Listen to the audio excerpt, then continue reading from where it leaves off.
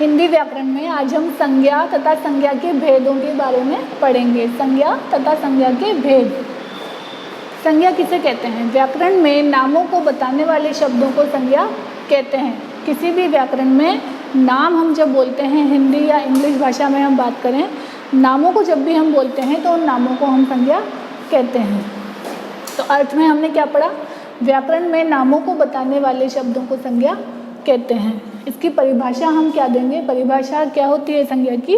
व्यक्ति, वस्तु, स्थान, गुण, अवस्था, भाव आदि के नाम का बोध कराने वाले शब्द संज्ञा कहलाते हैं। किस किस के नाम होते हैं? व्यक्ति, मनुष्यों के नाम, महिला, पुरुष, लड़के, लड़कियां, सबके नाम। वस्तुओं के नाम, निर्जीव वस्तुएं जो होती हैं हमारे पास। स्थानों के नाम, जितनी भी जगह होती हैं उन सबके नाम। गुण, जो भी भाव होते हैं, गुण दोष, उनके नाम। अवस्थाएं, भाव आदि के नाम का बोध कराने वाले, बताने वाले शब्दों को हम संज्ञा कह सकते हैं।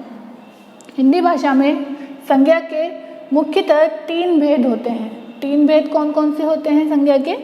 व्यक्तिवाचक संज्ञा। व्यक्तिवाचक संज्ञा जिसमें किसी भी व्यक्ति का, महिला, पुरुष या लड़के लड़की का नाम हम लेते हैं, किसी भी एक व्यक्ति का, विशेष व्यक्ति का, वो व्यक्तिवाचक संज्ञा कहलाता है। या किसी एक विशेष जगह का नाम, किसी विशेष पुस्तक का नाम।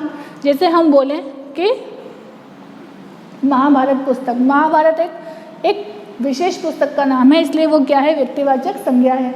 अगर हम बोलेंगे पुस्तक, तो पुस्तक क्या है? जातिवाचक संज्ञा है। किसी एक विशेष पुस्तक का नाम व्यक्तिवाचक संज्ञा कहलाता है। किसी एक विशेष स्थान का नाम व्यक्तिवाचक संज्ञा कहलाता है।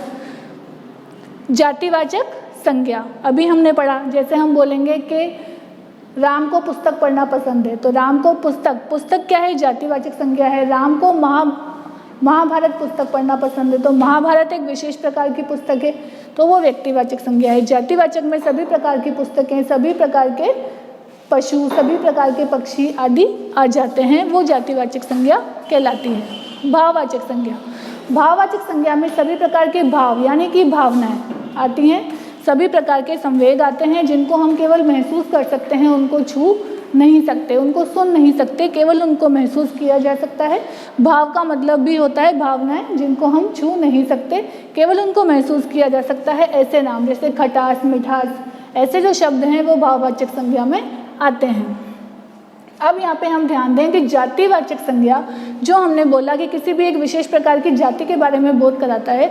जैसे हमने बोला पशु, तो पशुओं में सभी प्रकार के पालतू पशु, जंगली पशु, सभी तरह के पशु शामिल हो जाते हैं, तो वो जातिवाचक संज्ञा में आते हैं। इसके 2 भेद होते हैं, द्रव्यवाचक संज्ञा और समूहवाचक संज्ञा। द्रव्यवाचक संज्ञा के शब्द पे हम गौर करें तो ये द्रव्य से बना है। द्रव्य का मतलब होता है कोई भी पदार्थ, कोई भी पदार्थ। जैसे हमने बोला लकड़ी, सोना, चांदी, कोई भी धातु हो या कोई भी ऐसा पदार्थ, चाहे वो खाद्य पदार्थ हो, चाहे कोई वस्तु को बनाने का पदार्थ हो, वो सब द्रव्य के अंतर्गत आता है। तो ऐसे जो नाम होते हैं वो द्रव्यवाचक संज्ञा के अंतर्गत आ जाते हैं। समूहवाचक संज्ञा में जातिवाचक संज्ञा का दूसरा रूप, जैसे हमने बोला कि कक्षा में 15 छात्र छात्राएं बैठे हैं, विद्यार्थी बैठे हैं, तो विद्यार्थी पूरा समूह है, वो एक प्रकार के समूह के अंतर्गत आ गया कि 15 विद्यार्थी बैठे हैं, वो सब समूहवाचक संज्ञा के अंतर्गत आ गया।